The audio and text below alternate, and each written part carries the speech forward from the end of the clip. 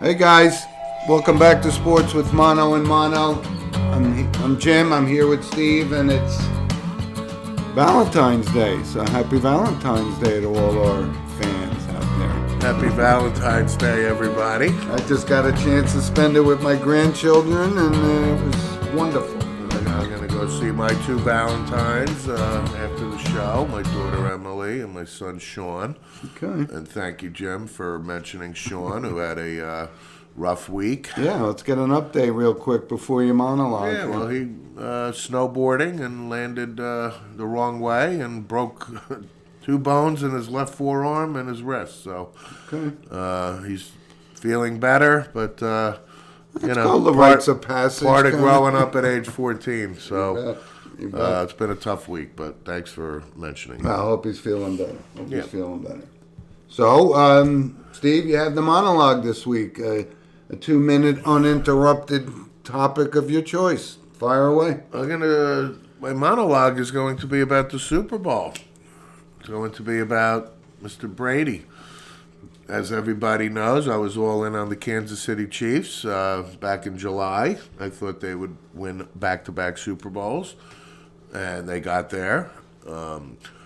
But this discussion of Tom Brady, there is no more discussion. I don't know how long I've had to convince myself that he's not the GOAT, if you will. But 7 Super Bowls, now the one with Tampa, giving him validation in his mind away from Belichick. Gronkowski had a big day, 2 touchdown passes. So the Tampa Bay Buccaneers absolutely deserve to win that game. Their defensive line, offensive lines they just beat up the Chiefs. Pat Mahomes, I'll give this kid credit. It was really the first time we've seen him get his ass kicked. So, but he hung in there, and I still like Kansas City to win another one in the next couple of years. But Tom Brady, my monologue is, I just have to tip my hat. So, Babe Ruth, Wayne Gretzky, Bill Russell, Tom Brady. There is no discussion anymore. Good topic. Right? And, again, the greatest quarterback of all time is subjective. You've mentioned many times that our father would consider Johnny Unitas to be the perfect quarterback. Joe Montana we grew up with. To me, Roger Staubach. If Roger Staubach had, 4 more years instead of the Navy service, things like that. Dan Marino, John Elway, like special in their own ways. I mean, to me, Dan Marino was the best pure thrower of the football, right? Does that make him the greatest quarterback of all time? No. So the intangibles all factor in. Brady at age 43, there's no question this guy is going to go down as the greatest quarterback, team leader type of thing. Well, good monologue, Steve, because that's the topic I certainly wanted to lead in with, or a little Super Bowl recap, and I got some thoughts on it too. You got it right, and I got it wrong. I'm not going down that road, but when you brought it up, Jack, that you can't deny what this guy did. I just didn't see it coming. In the middle of the season, they had a rough stretch. They lost like 5 out of 7 games, and you said, well, this isn't going to work out. But he has this aura. He has this something that makes him the GOAT, and we use that term, quite loosely now. And I brought up before when we talk about GOATs, and you mentioned Wayne Gretzky and Bill Russell, and I mean these are guys that just have proven that they can win when the spotlight is the brightest, and it's awesome. And I wasn't sure, like I said, I had the championship games wrong, but once he got into that Super Bowl, I thought there was no way he was going to leave it on the table, and he didn't.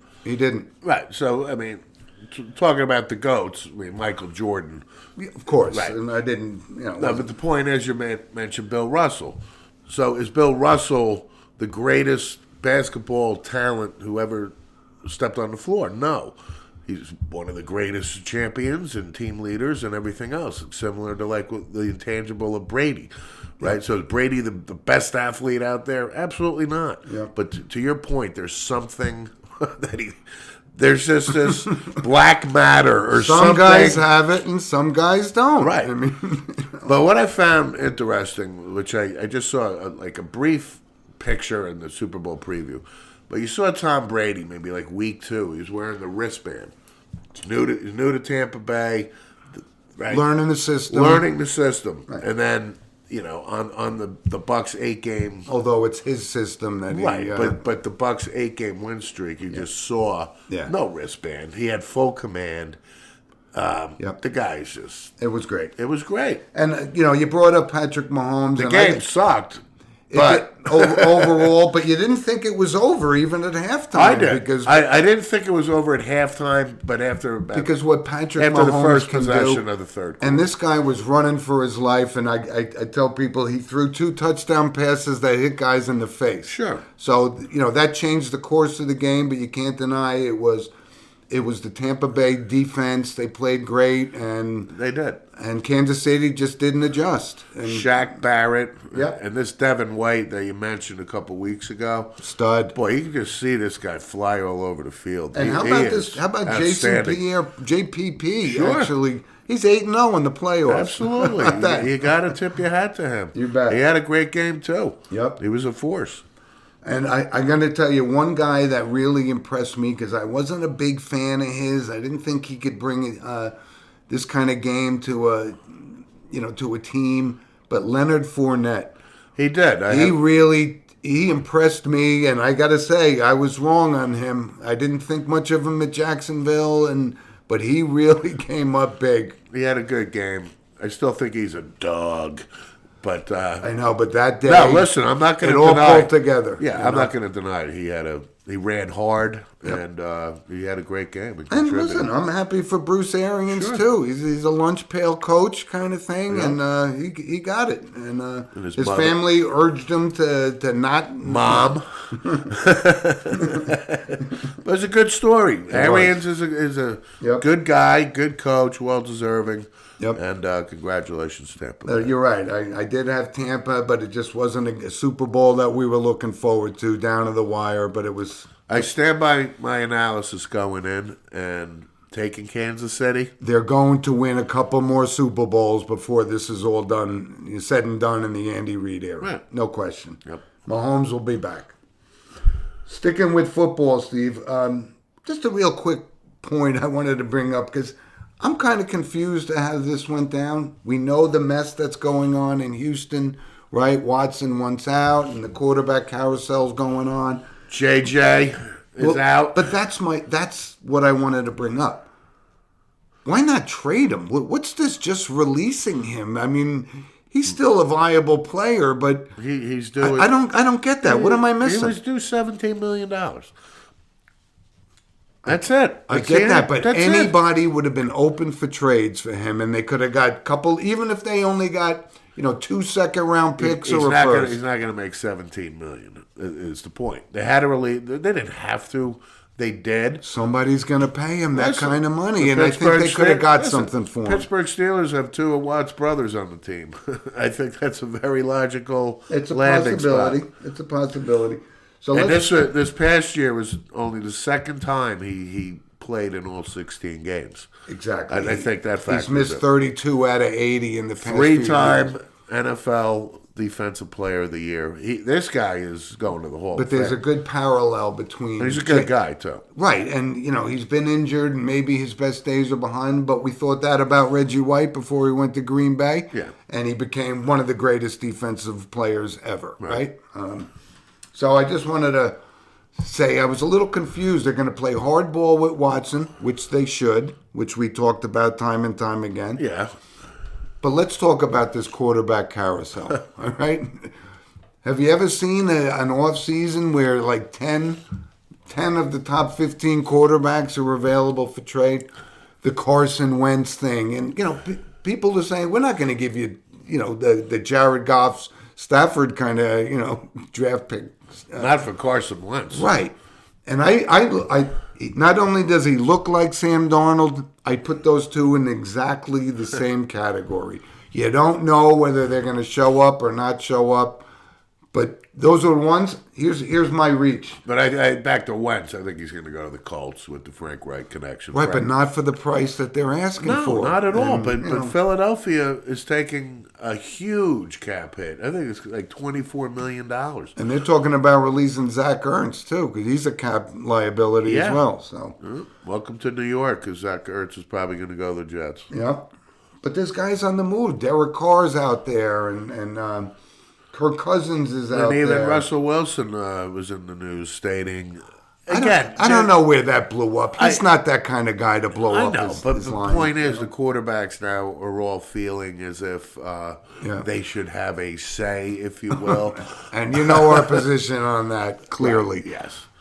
If Deshaun Watson wants to leave $40 million on the table this year, so be it. So be it. But I just thought they could have got something for Watt rather than just release him. But, that's behind the curtain. It's we don't going know to happen. The closer it gets to the draft, Yeah. I bet I'm willing to say the probability is high. They get the second overall pick from the Jets, and Watson wants to come to New York. Well, Trevor had his throw day in the day, and Urban Meyer was there. Right.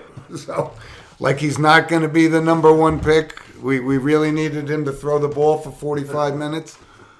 But listen, there's a lot. I had a conversation with one of my coworkers, Tyler, and he's more of a big Justin Fields guy than I am, and that you are, Steve, because we both like Zach Wilson, and I think it's a possibility. Zach Wilson will be the second. And that's why I'm not so sure that the Jets are going to, deal that pick if they're going to go after.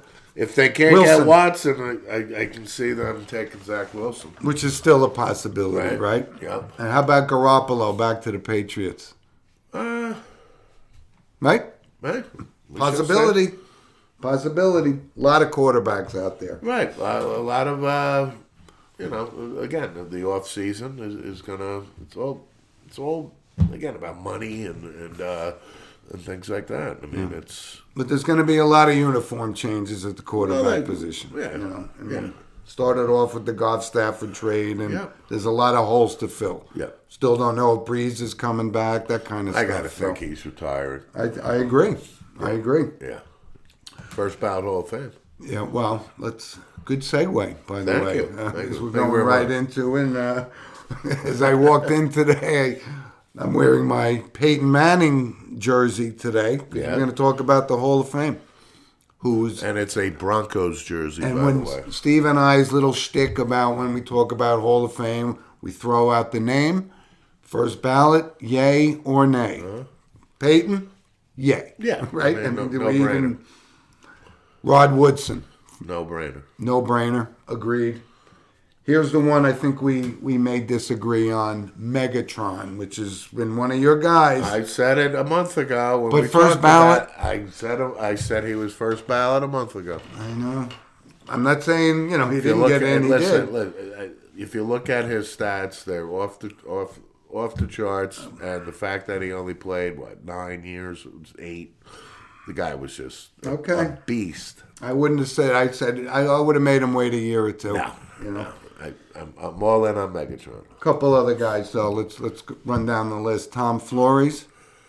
Hey, won 2 Super Bowls. And was a stud player, too. And actually made an appearance on a TV commercial recently. Right. he's living a nice life. I think that was post-ominously, wasn't pretty cool. But first Latin coach to get in. And he deserves a big guy. I mean, the guy's won 2 Super Bowls. He did win 2. Yep. John Lynch. First ballot? He's not first ballot. He got in first ballot. Was it first ballot for Lynch? I think so. I don't think so. I think he's been out there for a while. Was he? Yeah. Maybe second year on the list? Maybe more. John Lynch. Solid player. I like him and all. There's worse guys in the Hall of Fame. But John Lynch, if you put him up against Hall of Famers, and that's what you and I do, let's give a like for like. Ronnie Lott, John Lynch. Who are you taking? Oh, well, Ronnie Lott, of course. Ed Reed, to me, we've talked about it. I think Ed Reed and Ronnie Lott are the 2 absolute best safeties. Yeah, they're poster childs for safeties, no question. Yeah. So, how about this one? Alan Faneca. Well, I know you were questioning this, but Alan Faneca was a pretty damn good offensive lineman for the Steelers. There is no question. He's got a great resume and so forth. I got no problem. But it's one of those things in the NFL where, you know, when you line up offensive, we talk about tackles, right? We talk about Munoz and those guys. Guards, not so much. So, but he had a great resume. He did, and you have to not think about him as a New York Jet. I think he was a first ballot too. Well, he ended his career with the Jets. Yeah, but like you can't think of does. him that way. I mean, he's going in based on his Pittsburgh Steelers resume, and I have no problem with Alan Faneca. I don't have a problem with him getting in the Hall of Fame if it was first ballot. No, it's not first ballot. Faneca's been retired for over 5 years. But here's one, and this is for you and somebody that we always admired as a football player, Drew Pearson, finally got into the Hall of Fame. And you know what? I'll give Jerry Jones actual credit on this one. What, for campaigning here or something? Well, the scenario is... I don't think he needed a campaign manager. He called Drew Pearson into Jerry World to have a meeting under the guise of with Roger Staubach, and they were going to do a real estate deal. So they kept it from Pearson. So he shows up, and he's in Jerry's office with Roger, right? And the door knocks. And Jerry says to Pearson, he said, hey, Drew, would you mind opening that up for me? And on the other side of the door was the, I guess you call him the president of the Hall of Fame or the, whatever. Mm-hmm. And he said, congratulations, you're in the Hall of Fame. And Drew Pearson just, I thought it was great. I thought it was years in the making. That he found out. Drew Pearson... I think Drew Pearson's a Hall of Famer, and I'm glad he waited a long time, and I'm glad that he finally got his due. I am too. A solid guy, classy guy, and so forth. Much so. But when you think about Hall of Fame, and again, we have very stringent rules that we abide by, you and I, about getting in the Hall of Fame. What about, doesn't that put Tony Hill in the Hall of Fame? I mean, no. You don't think he had that much of an impact for that period of time he took over for Drew Pearson? I would equate Tony Hill to Alvin Harper against Irvin. Right? He was an outstanding second receiver. Okay. Hall of Fame, I don't even think, not even in the same But way. I don't have a problem with Drew Pearson at all. Not at all, neither do I. I think it was his last year of eligibility, as a matter of fact. It may have influenced getting him in. Yeah. So, that's our NFL segment, of course, which was sponsored by Coriano Trucking of Summerhill, New York. Sure. And again, as always, we thank them, and they get something from point A to point B when you want it there. Let's move on, Steve. Major League Baseball. Couple of things, right? Trevor Bauer spurns the Mets, goes to the Dodgers, right? Dodgers are loaded. I mean, Dodgers are loaded. They're top to bottom. I mean, even just signed Justin Turner, which, he's getting $38 million guaranteed. Again, and I reference, if he's getting that kind of money, DJ LeMahieu. Shouldn't he get 4 times that money? But again, DJ's happy with 90. What can I say? But baseball, and this one thing drives me crazy, one of these rules, right? They're going to stick with the 7-inning doubleheaders and the runner in extra innings, which...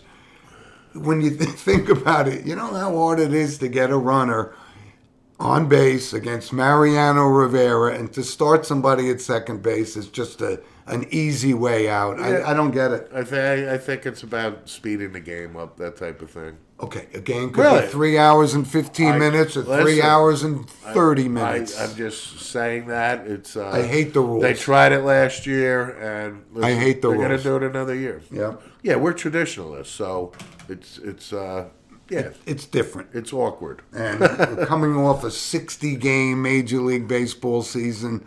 I think the Dodgers, I look for them to repeat. Well, they're trying to, I think they'll settle on 154 this year. Yeah. Which was the old... they are. The old school, Hank Aaron, Babe Ruth type of stand the man. That's right. They played that 154 Willie Mays, man, all those guys. Absolutely. But back to Trevor Bauer. Slowly but surely, Major League Baseball is creeping up to the NBA. $40 million he's making. Then $42 million. Right. And then he has an option after the second year to leave. You play 6 months a year, every 5 days. It's crazy. He is a good pitcher. He was Cy Young. He's got kind of a head case though, right? He beats to his own drum. He's the one that threw the ball out. But the point is, when I think of who's going to be the first $40 million a year pitcher, I don't. Trevor Bauer certainly doesn't come to mind for me.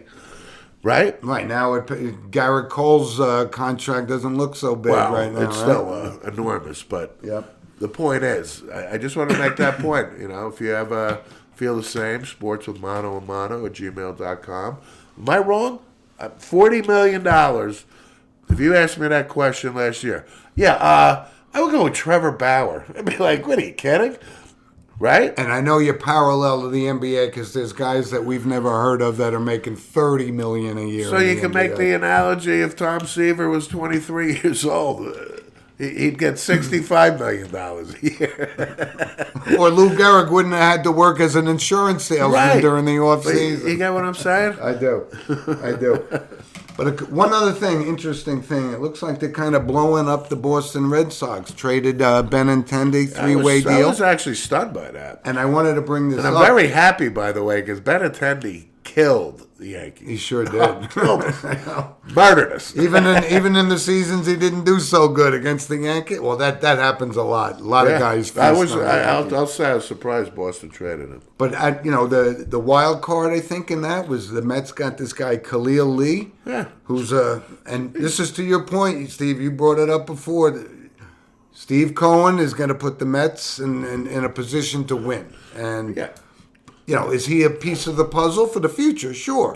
But they're not standing pat, and they thought they had Bauer, and they didn't get him. I would credit Sandy Alderson for this one, because this is more of a baseball move. I think we're Sandy Alderson guys. This kid's like the 60th rated top prospect. Yeah. So, hey, he's in the system, and he's making things happen. Yeah. He's changing the culture, let's put it that way. But the Mets are... And money will do that. I mean, again, the Mets have been active. I mean, whether or not, some deals, happened, didn't happen. Bauer spurned them, I get it. Yeah. But they're in the mix, right? And this isn't Wilpon circus, right? No, it's not. So...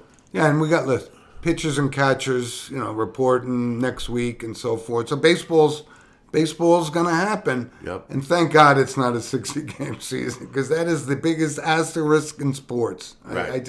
It drove me crazy. No, it is. I'll take 154 game, but get rid of these crazy rules with the runner on second base. I agree.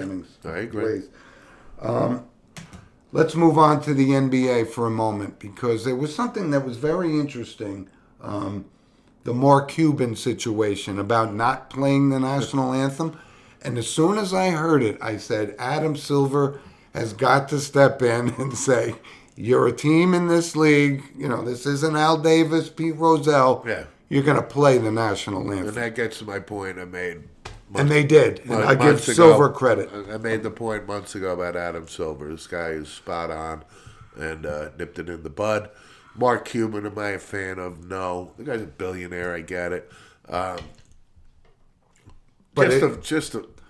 Somebody asked me, well, why is it so important that they play the national anthem? And I say, because you're playing under the flag of the United States. It's a country. It's your homeland, and it's the right thing to do. And to not play it, and you and I have talked about this, you can play a Black Lives Matter anthem, something, whatever appeases the crowd, but the flag is the flag.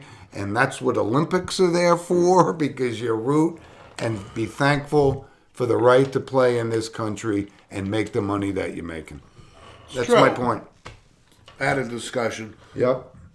So, well, why don't they play the national anthem for Broadway plays or this, that, or other entertainment values? I said, I think the national anthem started during World War II, to be honest. And why just sports venues? Right, it was just a question. Hey, every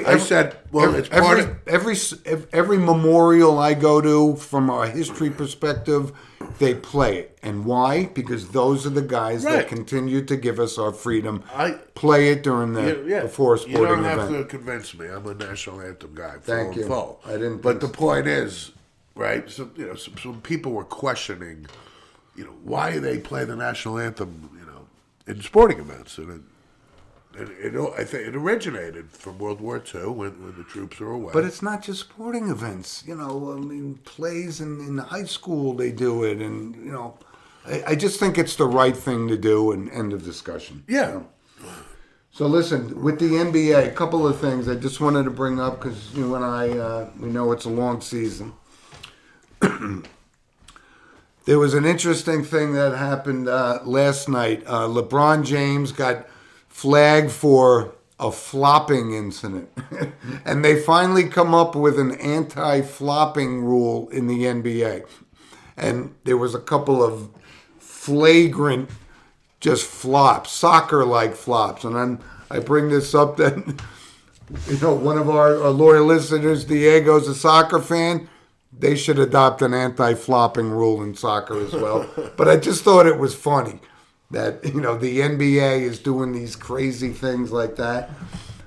But while we bring the NBA up, Steve, what's your early take on the Harden, Irvin, Kevin Durant, mega train going to the finals? I'm standing by it. It's going to be the Lakers and the Nets. As long as they're healthy. They'll get better and better and better. They won by 20 last night against Golden State or something. They did. They did. Yeah. And I wanted to bring Golden State up because I'm having trouble watching it though. I got to tell you, I agree. I'm a of the three. Kevin Durant is I probably like the most. But he's got quite a record, though. You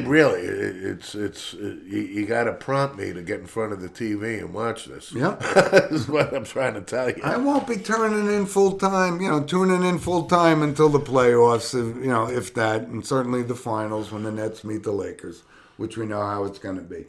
Although Utah Jazz are playing outstanding basketball. These guys really are. They're like. Got the best record in the league, I think. 21-4 or something like that. Yeah, they're pretty good. They're good. This guy, Rudy Gobert, this guy's a monster. Yes, he is. Big guy. He is. And he's got talent. And Quinn Snyder is the head coach of Utah. We remember him from Duke. Or Duke days. One of the Duke guards. Sure. Who's to say it's early? I'm not saying they're going to beat the Lakers, but they got this Donovan Mitchell kid. They're going to be there. Too. They're going to make a run, and we'll see if the Lakers can fend them off. Yeah, but how about the year the Curry brothers are having? I got to give these guys credit. I mean, even Steph Curry in Golden State and Seth Curry in Philadelphia, really thriving under Doc Rivers, who you and I said is a great coach. Embiid is the guy that drives you crazy. I get it. But what a year this kid's having. He's shooting better than his brother in Golden State from 3-point.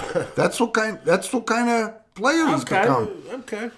These guys shoot the lights out of the ball, But I like to listen. He and his brother. I can tell you that right now. I know he's not. He's not. And Golden State doesn't have enough around him to win, but he just launches these things from so far down the line. It's unbelievable. Yeah, it's pure shooter. Absolutely. But his brother's really progressing. That was my point. Steph Curry, I think, will go down as the best shooter of all time. He's already the 3 points. He'll be. Babe Ruth 7-14. And these are shots he's falling on his back. Henry Aaron, obviously, but a record that stood for a long time. And we're very careful to use that title for somebody like him when you have these other guys. Yeah, but you can't deny this kid. The numbers don't lie. That's why I brought him up. Yeah, Steph Curry, I think, is going down as the best pure shooter. And again, I thought the best pure shooter. I thought Reggie Miller. Well, Larry Bird and, things like that. And, but, hey, Steph.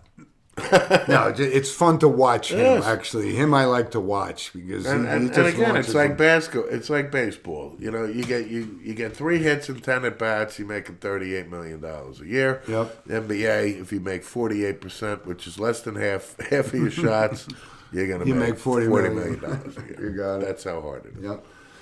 Hey, so let's move on real quick, Steve, to some hockey because this is something you brought up and it's been in my mind ever since that David Quinn's time in New York, could be numbered, and I've been watching them. They got a lot of talent, and they're just not.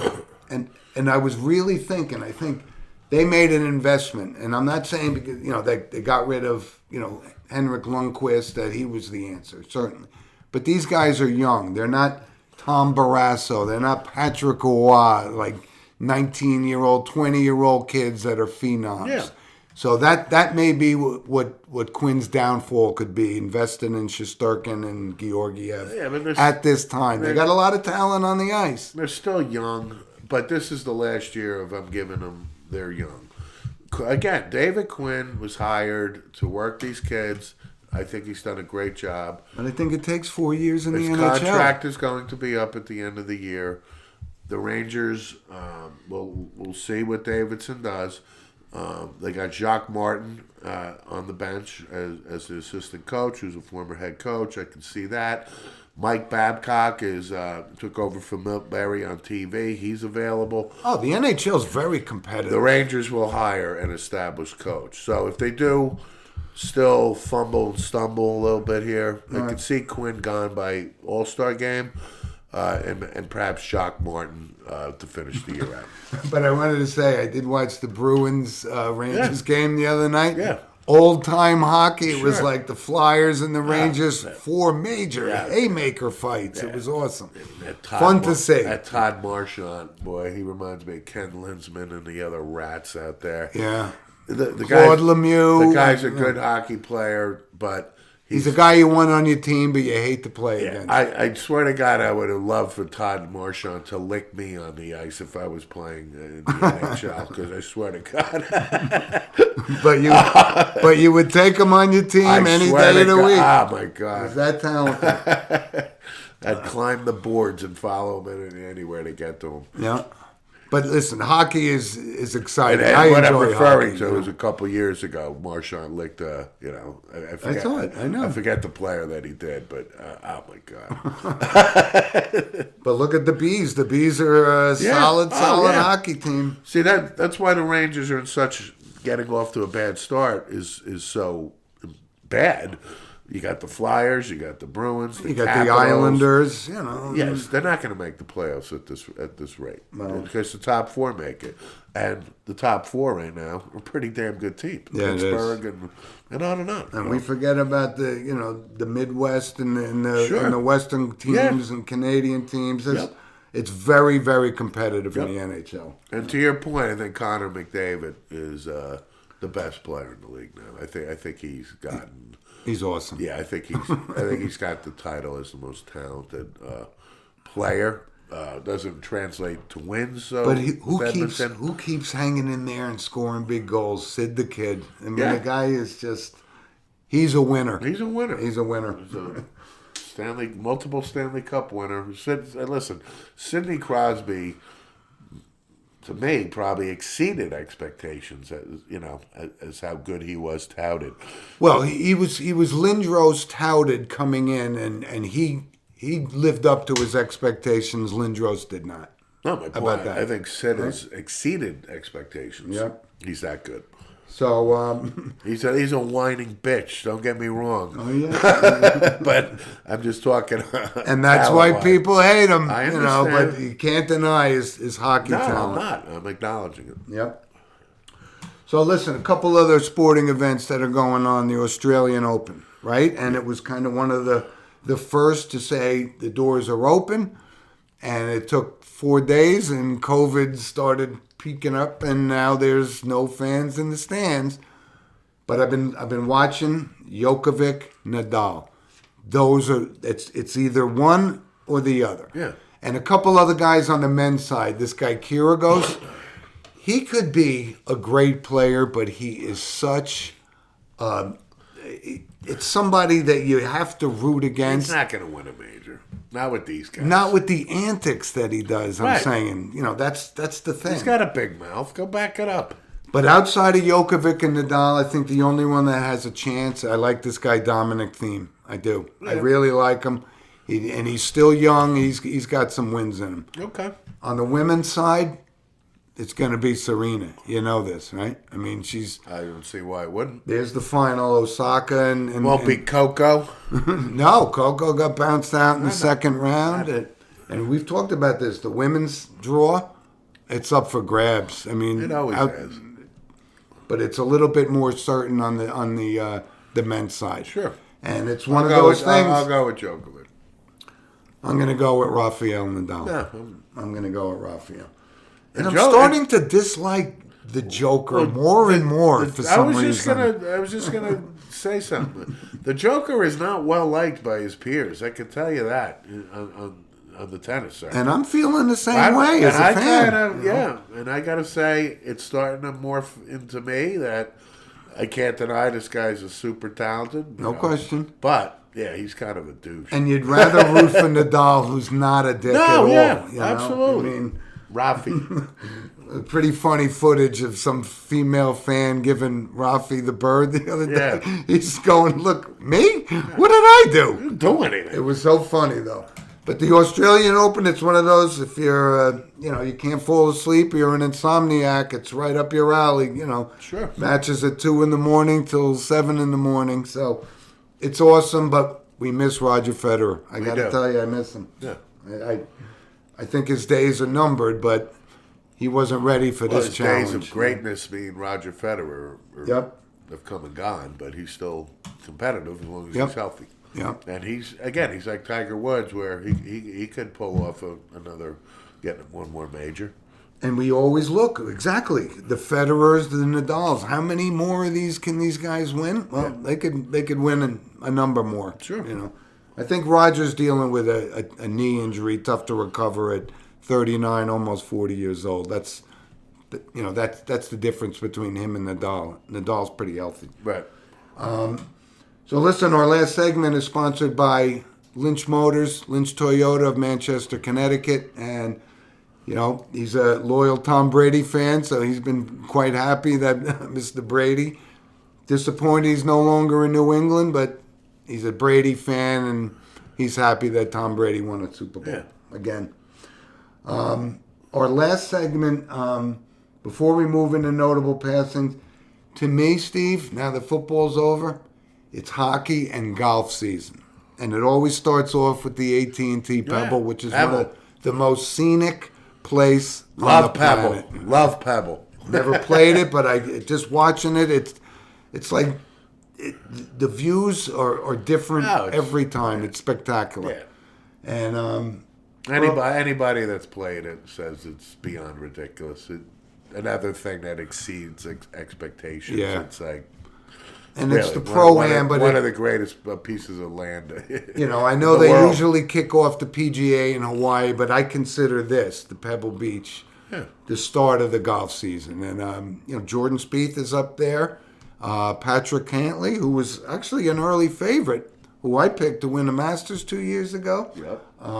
So he's in there. Phil Mickelson did not make the cut at Pebble Beach. Okay. That's notable. Sure. Right? But it's such a beautiful venue. It really is great to watch. And the young up-and-comers saw actually Will Jordan Spieth win a tournament finally? Well, he had he's up there. But he hasn't been closing the deal lately. He has not won on the PGA Tour since 2017. That's my point. I think maybe the streak ends. Maybe Jordan pulls it off today. I'm going to go with Cantlay because I like for him to start getting some wins on his resume. He's that good of a player. Yeah, but isn't that odd about Jordan Spieth? It's literally 4 years now. It is. It's odd. That's why all these young guys that win these majors and they say he's the next guy. Well, the next guy is almost very difficult on the PGA Tour. You tell me he didn't win the Shell Houston Open or whatever. You know what I mean? Yeah. Something in Hartford, Connecticut or something. Right. He's in a slump and he's at the ripe old age of what, 24, 25 he's now? Over the hell now. But I love watching it, and today's the final round, and we'll have to deal with seeing Bill Murray run around with his suspenders. He is so funny. Talk about jump the shark. Oh, big time. Big time. But he had quite a resume. Oh, absolutely. No doubt. We like him, but it's something we got to deal with. Right. The shtick is so old, it's not even funny. Yeah. Love that golf course, though. Wanted to bring it up. Yeah. So listen, let's move into our notable passings. And this is our segment where, unfortunately, people from the entertainment world, the sports world, whatever it is, we bring them up. And let's start off with some sports figures. Leon Spinks, age 67, passed away. Former heavyweight champion. If you look at the post-boxing career of Leon Spinks, it went the way you kind of thought it was going to go. But he had his moment. He had his 15 minutes of fame. I remember it like it didn't take advantage of it. I remember it like it was yesterday, watching that live. Leon Spinks against Ali. It was on Channel 7. But you and I even remember Leon Spinks in the 76 Olympics. Sure. I mean, that's no how question. much potential he had. But I'll never forget that fight where, again, I mean... 15 rounds yeah, with I'm like Ali. 13 maybe at that point. So I can't fully appreciate the greatness of Ali at that point to a point. But I remember watching the fight, 8th round, 9th round, 10th round. He's getting his ass kicked here. Yeah. That's when the rope-a-dope wasn't working. He was taking a beat. He's actually going to lose this. And he did. 15 rounds, the new heavyweight champion, Leon Spinks. Yeah. I'll never forget it. Yeah. That was awesome. Yeah, but 67. Definitely notable. But he had a gold medal in the Olympics. Absolutely. So did his brother. So gold medal and heavyweight champion of the world. Not bad, Leon. You bet. R.I.P. Sports world, Marty Schottenheimer. And I was going to bring it up last week because we knew he was in distress, but I always liked him. And when the Giants had an opening, I always thought that would have been a great choice. But he passed away. I think it'll be apropos that Ernest Biner does the eulogy for him. Oh. There was a terrible obituary headline in the Washington Post. Marty Schottenheimer, coach of teams who wilted in the playoffs, dead at 67. I'm like, whoa. Big backlash. Great guy. The only reason 4 I teams. brought Ernest Biner up was I think that was the closest that he came. The John Elway with the drive was the other one. Well, yeah, but so he had his teams in contention. But Biner fumbled, approaching the goal line and one of 7 coaches with 200 wins. Yep, and he was a linebacker. I think he played for the Bills. He did, and the Patriots. And a genuinely well-liked, respected guy. Yep. And unfortunately had Alzheimer's for probably 10 years now. Yep. So R.I.P. Marty Schottenheimer. You bet. Here's another one. Here's another sports figure and somebody that I really liked. It was he worked for ESPN. Pedro Gomez. Yeah. Baseball reporter. I was sad to hear that. And it was kind of sudden, unexpected, but he was awesome. He was. I really enjoyed his commentary. Me too. And one of the most liked guys in his business. And I think his son is in the minors or something, or he was a really good baseball player. I think he got drafted. His son is in the minor leagues for somebody. Yes, you're right. I think he'll make it. But Pedro Gomez, only 58 years old. And, and he had a nice, bubbly personality and well respected. And I was actually happy to hear, Michael Kay and those guys acknowledge what kind of a class act this guy was. Nobody has said a bad word about him. And that's a loss. Yep. R.I.P. to you bet. His family. So let's move on to the entertainment world. Mary Wilson, right? I hear a symphony. She was supreme, right? She was one of 3 Supremes, but we all know there was only one Supreme. Understood, but she was the she was was the other 2. That's true. So Mary Wilson and had a great career. Was always a nice person. Beautiful voice and part of a and very grateful for the success that she had. Yeah. And, no question, they had an impact. They had on music. the 2 other Supremes had to deal with the diva that was Diana. Yep. But Mary Wilson lived a good life, a great voice. 76 years old. Yeah, that's a good run. Yep. R.I.P. Here's another notable, George Schultz. Yes. And you and I, you jokingly said when I mentioned that George Schultz passed away, you said, how old was he? 110? Well, he was 100. Yeah. But what a career he had in politics so forth. Just a very influential figure in the political world. Yeah, but I was a big fan of George Shultz, part of the Reagan administration. Multiple roles, Secretary of State. One of the only guys to hold multiple cabinet positions. Very smart guy and well-respected. Yep. And, hey, he lived 100. That's pretty good. He sure did. Great career. Yep. Here's one from the music business. Chick Corea passed away. Sure. One of the top all-time winning Grammy jazz pianists. Jazz guy, yeah. Played with Miles Davis, played with Herbie Hancock. Right. What a figure in behind the scenes. This guy definitely notable from our perspective in the world of music. Yeah. Chick Corea. Yeah. 79. He was healthy a month ago and right? Yeah. Listen, outstanding career and here's one, we're gonna end with one that, you know what? It's kind of one of those, we're happy he's dead. Larry Flint. Filthy, disgusting. I said to somebody, only Al Goldstein was lower on the humanity scale. Al Goldstein may have beaten him by a smidgen. But we're only bringing it up because we're glad he's gone. Larry Flint, 78. Yeah, when you thought of Larry, you just felt you thought of dirt, But I tell you what, I peeked at a few hustlers in my day, I have to admit. Well, somebody said he taught America how to read a magazine with one hand. Oh, God, that's a good one. But as skeevy as he was, it was about freedom of, He took it all the way to the Supreme Court. He did. And you know what? You have to give him credit for that, despite the...